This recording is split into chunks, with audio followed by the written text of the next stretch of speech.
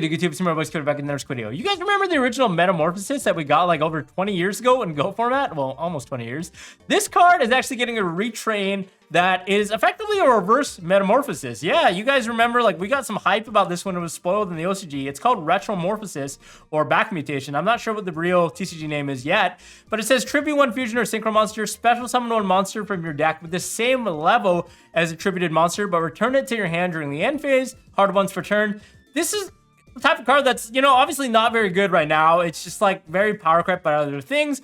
But I think sooner or later, this card will be broken. There are a lot of applications. Effectively being able to summon a monster from the deck in Yu-Gi-Oh! Has always been broken. We have cards like Summoner Sources that are banned, right, for good reason. I thought I would kind of talk about it to you guys, see if this is splashable into anything. You know, maybe not now with the fire monsters on the rise, but potentially as a rogue deck or in the future. And, you know, lore-wise, this is really cool. It's actually got the Dark Bolter, the Terrible on the art, who is de-metamorphosizing back into a Cyber Dragon. Back in the day, you know, we would have Cyber Dragon, we would use the original Metamorphosis to go into Dark Bolter, and then this artwork is kind of like a throwback to that, which I thought was really, really interesting.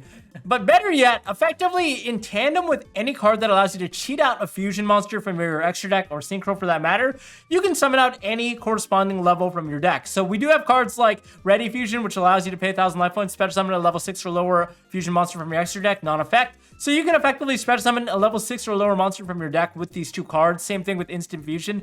Now, obviously, that's not very good by modern-day Yu-Gi-Oh! Standards. You know, trading 2 cards to do something like potentially just halt you by Ash Blossom is just not a good sign.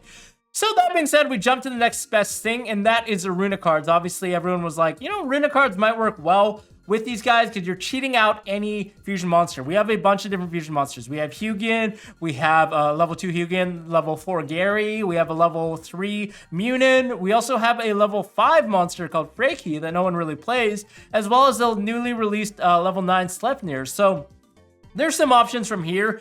The coolest thing that you can do with the level 2 monster, Yugioh, obviously tributing it off for the Retromorphosis, is you can summon out a bunch of different monsters. We do have, obviously, the Live Twin stuff to go into, and the fact that it tributes a monster means that when Live Twin Lila or Kiskill is summoned in the field, you actually control no other monsters, so you can special summon one of their twins from the deck and just start link climbing off into that engine. Obviously, the Sprite monsters are the other branch that you can go into directly by tributing a Yugioh. It's basically like an E-Tally, like Sprite Starter, goes right into blue, and then from there you can start playing, which is really, really neat.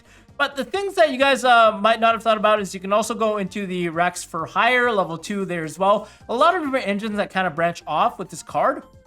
But the thing is, this card, in my opinion, can be kind of compared a lot to the existing quick play spell card that we have called Duality, which allows you to tribute a light or dark monster to special summon a light or dark monster from your extra deck with the same original type and level, but a different attribute. So a lot of people like Joshua Schmidt were kind of playing this to already tribute off some of the guys in the extra deck. And the nice thing about Duality is it's a quick play. So there's kind of like some direct comparison there where we can dodge like the imperm. But I think the benefit of Retromorphosis specifically is you can actually summon out monsters from your deck, which is a lot different because a lot of times this leads to engine, whereas Duality doesn't really lead you to the engine. Like, it's more or less you just summon out another monster that corresponds, that's still just like a high impact monster, right? So this is really, really cool that you can go into the Sprite stuff. And then the other things that you can actually do with this card is you can also go potentially, if you tribute a level 3 monster, there's some cool engine starters like Speedroid Terratop, which is now at 2. So from here, you can actually go off into the full Speedroid combo, you know, just like synchroing off into your plays. Or you can just search a copy of Takum Tomborg and then start going off into your link plays, right? Like 2 level 3 monsters, you can easily go into the Cherubini, Ebon Angel of the Burning Abyss. Cherubini has a lot of application that people have not been thinking about with some of the new support that we have.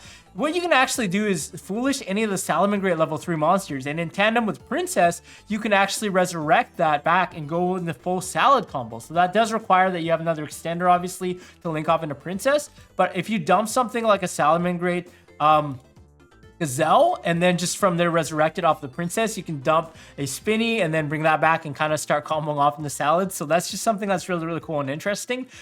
And then another one that I thought was really neat was actually Diviner of the Herald. So you can actually summon out Diviner of the Herald, who allows you to foolish any fairy monster from your deck or your extra deck. Now this has a lot of application, right? You can obviously dump like a Herald of the Arclight to summon, to search some of your ritual stuff and start getting your engine started there. Alternatively, you can actually dump a copy of Trias Hierarchia. This is a card that was played in a lot of decks like Generator, as well as the new and upcoming Skull Guardian deck, the Voiceless Voice. But this card says during the main phase, if it's in the graveyard, you can tribute a fairy monster, special summon it back. So what we can actually do is tribute off the Diviner the Herald, and then from there, Diviner gets the effect when she's tributed, you can summon a level 2 or lower fairy monster. So if you summon something like a level 1 tuner, DD Sprite, you can just go into a Baron de Fleur. So that's just kind of neat as well. You kind of have the option to go directly into the Baron de Fleur.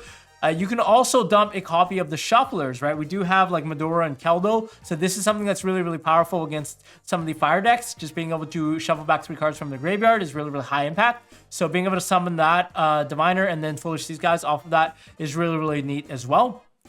And then, of course, you can also dump some of the generator stuff. So Vala, Satyr of the Generator Bosses, is actually a fairy monster that has an effect which can activate in the graveyard. So you can actually send another generator card from your hand to the graveyard, special summon this card, and when summoned, you can actually special summon a generator monster from your hand or graveyard.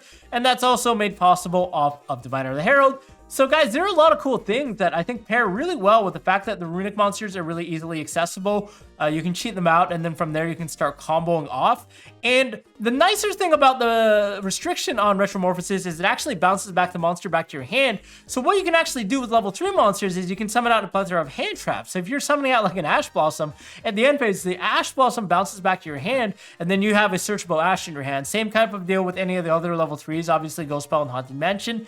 There's some other hand traps that you can take advantage of as well. You know, even Effect Veiler and Drone Lockbird kind of combo well if you play like Instant Fusion. Obviously with a bad combo, just going off into like a Millenniumized Restrict. This kind of protects your combo from hand traps during whatever combo you're trying to make. At the end of it, you can activate the Retromorphosis to tribute that off to search potentially a copy of Effect Veiler or Drone Lockbird, because it does get bounced back to your hand.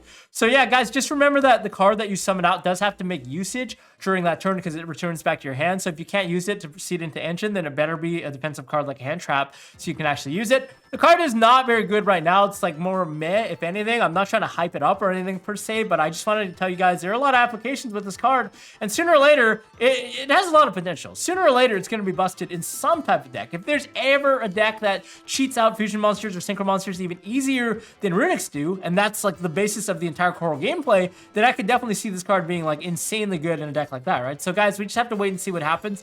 What do you think about this card? Let me know in the comments below. I just want to make a quick video about it to talk about the applications. Other than that, thanks a lot for tuning in. We'll see you guys in the next video. Bye-bye.